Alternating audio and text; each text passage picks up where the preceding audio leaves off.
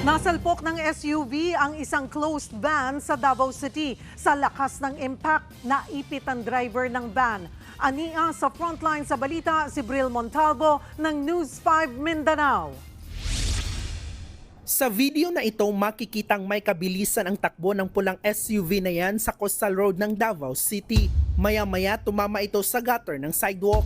Sa lakas ng impact, nawalan ito ng kontrol at tumilapon sa kabilang lane. Saka sumalpok sa kasalubong na puting closed van at bumangga ulit sa tulay. Napahinto naman ang mga kasunod nito na sasakyan.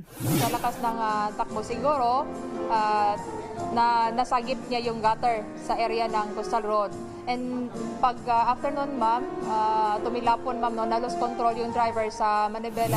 Wasak ang harapan ng van at naipit ang driver nito. Dahan-dahan siyang hinila ng mga rescuer. Isinakay sa stretcher sa kadinala sa ospital. Na-ospital din ang driver ng SUV pero pareho na silang na-discharge sa ospital.